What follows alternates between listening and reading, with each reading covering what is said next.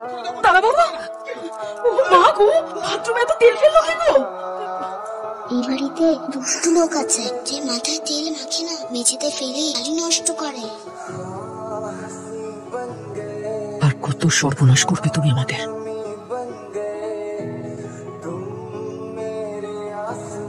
নে, তোর problem solved. এখন যত ইচ্ছা তুই তোর নন্দিনীর সঙ্গে কথা বল। থ্যাংক ইউ রে। আমি তোকে বলে বোঝাতে পারবো না, আমার ঠিক মনে হচ্ছে আমরা না প্রাণ ফিরে পেলাম। পাগল ভাবছিস তো? তোকে আনার সময় কেউ দেখলো ফোনটা? দেখলে কি হবে? তোকে বাড়ি থেকে বের করে দেবে। আমার বাড়ি গিয়ে থাকবি, চাপ নিস না, আমি আছি তো মামা। মামা?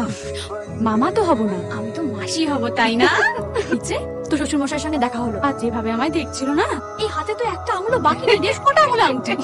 শোন না, আমার কি মনে হয় জানিস, যে এই ধরনের মানুষরা না একটু মোটা দাগের হয়, চেঁচামেচি করতে পারে, ঝগড়া করতে পারে, কিন্তু এইরকম শয়তানি বুদ্ধি না ওনার মাথায় আসবে না। কথায় আছে না, মেয়েরাই মেয়েদের আসল শত্রু। আমার মনে হয় তোর এই বাড়িতে তোর সব থেকে বড় শত্রু হলো তোর শাশুড়ি, যার মাথায় এই কুটবুদ্ধি গুলো আসছে, সেই সব কিছু করছে। আবার আমার আরেকটা জিনিসও মনে হচ্ছে, পাড়া প্রতিবেশী কেউ বা তোর আত্মীয় স্বজন কেউ তোকে সাবধান করতে চাইছে, যে তোর শাশুড়ি মাকে হাড়ে হাড়ে চেনে।